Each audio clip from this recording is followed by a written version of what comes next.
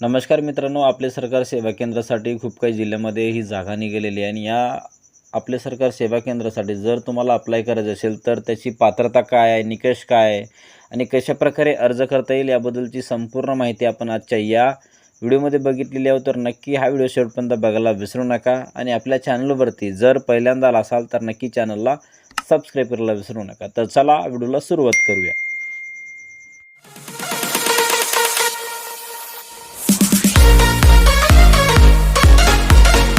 तर मित्रांनो, हा जी आर पाहत असाल की आपले सरकार सेवा केंद्राबाबत केंद्र शासनाच्या CSC 2.0 अंतर्गत मार्गदर्शक सूचनाबाबतच्या तरतुदीमध्ये काही सुधारणा करून जागा भरण्याबाबतचा हा जी आर आहे की या जी आरमध्ये जो काही आपले सरकार सेवा केंद्र आहे या खूप काही जिल्ह्यामध्ये ह्या जागा निघाल्या आहेत आणि याचबरोबर त्यांची पात्रता काय असेल, निकष काय असेल आणि कोणकोणत्या अटी त्यांना लागू राहतील याबद्दलची आपण माहिती जाणून घेणार आहोत. तर मित्रांनो, याच्यामध्ये काही गुण देण्यात आले आहेत. जर तुम्हाला 100 गुण मिळत असतील तरच तुम्ही हा जो काही आपले सरकार सेवा केंद्राची जी काही जागा असेल त्या जागेअंतर्गत तुम्ही पात्र असणार आहात. तर या जी आरमध्ये जी काही महत्त्वाची माहिती असेल आपण ती पाहणार आहोत. तर इथे पाहत असाल की सदर निवड प्रक्रियेमध्ये 100 गुण निर्धारित करण्यात येतील. तर गुणाची विभागणी खालीलप्रमाणे असेल. तर खालीलप्रमाणे ज्या काही गुणाची विभागणी आहे तुम्ही पाहत असाल की कोणत्याही शाखेचा पदवीधर असल्यास त्याला 30 गुण देण्यात येईल आणि त्याचबरोबर कोणत्याही शाखेचा जर पदव्युत्तर असेल तर त्याला 25 गुण आणि CSC केंद्र असल्यास 25 गुण आणि समितीकडील मुलाखतीचे गुण हे 20 असणार आहेत.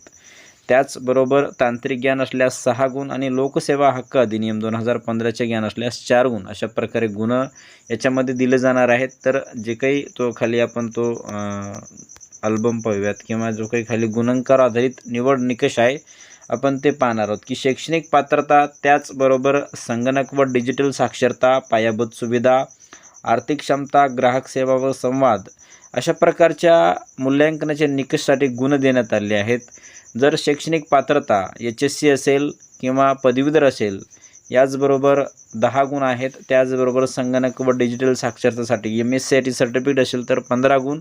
पायाभूत सुविधा याच्या अंतर्गत म्हणजे प्रिंटर, स्कॅनर जर असेल तुमच्याकडे तर त्याच्यासाठी 15 आणि आर्थिक क्षमतासाठी एक 6 ते 12 महिने तुमचा व्यवसाय चालवण्याची आर्थिक क्षमता तुमच्याकडे असेल तर त्याच्यासाठी 10 गुण दिले जाणार आहेत.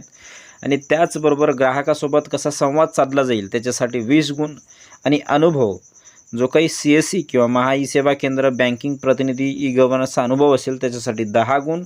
व्यवसाय आराखडा व शाश्वतता याच्यासाठी तुम्हाला 5 गुण देण्यात आलेले आहेत. आणि सामाजिक समावेशकता म्हणजे शासनाच्या धोरणानुसार दिव्यांग, माजी सैनिक, महिला, स्वयंसहायता गट अशा उद्योजकांना प्राधान्य देण्यासाठी तुम्हाला 5 गुण देण्यात येतील. आणि चारित्र्य पडताळणी म्हणजे पोलीस पडताळणी, फसवणूक, आर्थिक व्यवहार, गैरव्यवहार किंवा शासकीय काळ्या यादीत नसणे याच्यासाठी तुम्हाला 10 गुण दिली जाणार आहेत. तर अशा प्रकारे तुम्हाला 100 गुण याच्या अंतर्गत दिली जाणार आहेत. या 100 गुण अंतर्गत जर तुम्ही येत असाल तर तुम्हाला जो काही आपले सरकार सेवा केंद्र आहे त्या जागेसाठी तुम्हाला फॉर्म भरता येणार आहे. आणि त्याचबरोबर पात्रता काय असेल अजून खाली आपण पाहणार आहोत. किमान पात्रता काय असेल तर अर्जदाराने खालील अटी पूर्ण करणे आवश्यक राहील. किमान वय 18 पूर्ण असावे. त्याचबरोबर किमान उच्च माध्यमिक शालांत म्हणजे परीक्षा HSC उत्तीर्ण असावा. संगणकाचे मूलभूत ज्ञान आवश्यक राहील म्हणजे MSCIT सर्टिफिकेट हे तुम्हाला लागणारच आहेत. त्याचबरोबर संबंधित ग्रामपंचायत किंवा नगरपालिका, महानगरपालिका क्षेत्राचा स्थानिक रहिवासी असावा. आधार क्रमांक, पॅन, बँक खाते, आवश्यक ओळखपत्र हे उपलब्ध असावे. किंवा नैतिक अधपतन, आर्थिक फसवणूक किंवा सायबर गुन्ह्यात दोषी ठरलेला नसावा. अशा प्रकारची किमान पात्रताही असणे गरजेचं आहे. जर ही पात्रता असेल तर तुम्ही 100% या आपले सरकार सेवा केंद्रासाठी फॉर्म भरू शकता. त्याचबरोबर खाली काही महत्त्वाच्या माहितीसुद्धा इथे देण्यात आलेली बघा खाली की कार्यप्रदर्शनावर आधारित करार नूतनीकरण, निवड झालेल्या VLEला प्रारंभी 3 वर्षाचा करार हा देण्यात यावा. या GRमध्ये स्पष्ट नमूद करण्यात आलेलं आहे की निवड झालेल्या VLEला प्रारंभी 3 वर्षाचा करार देण्यात यावा आणि पुढील नूतनीकरण खालील कार्यप्रदर्शन निर्देशिकेच्या आधारे करण्यात यावे. म्हणजे 3 वर्षाचा करार हा जो काही आपला सरकार सेवा केंद्राची जी काही ती ID किंवा जागा तुम्हाला भेटेल तर तुम्हाला 3 वर्षाचा करार याच्या अंतर्गत दिलं जाणार आहे. तर अपात्रता निकष काय असेल की खालील परिस्थितीत अर्जदार अपात्र ठरवण्यात यावे. खोटी किंवा बनावट कागदपत्र सादर करणे, कोणत्याही शासकीय योजनेतून काळ्या यादीत समावेश असणे, आर्थिक फसवणूक अथवा सायबर गुन्ह्याची प्रलंबित गंभीर प्रकरणे असणे. अशा प्रकारे जर याच्यामध्ये काही आढळत असेल तर अपात्रामध्ये जाणार आहे. निवड प्रक्रिया कशी असेल तर अर्जाची प्राथमिक छाननी व पडताळणी हे गुणांकाच्या आधारे आणि कागदपत्राचे परीक्षण याबरोबर करण्यात येणार आहे. त्याचबरोबर प्रस्तावित कार्यालयाची प्रत्यक्ष पाहणी, पोलीस पडताळणी, जिल्हास्तरीय निवड समितीमार्फत सरसंचित मुलाखत आणि 100 गुणाच्या आधारे गुणवत्ता यादी म्हणजे मेरिट लिस्ट ही लागणार आहे.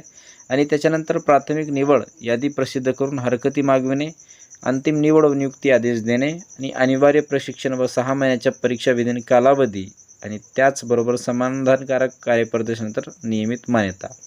अशा प्रकारे निवड प्रक्रिया ही पार पडणार आहे. जर तुम्हाला हा GR हवा असेल तर डिस्क्रिप्शन बॉक्समध्ये लिंक देतो, त्याच्यावरती क्लिक करून तुम्ही हा जो काही GR आहे तो डाउनलोड करू शकता आणि जी काही महत्त्वाची माहिती तुम्ही बघू शकता.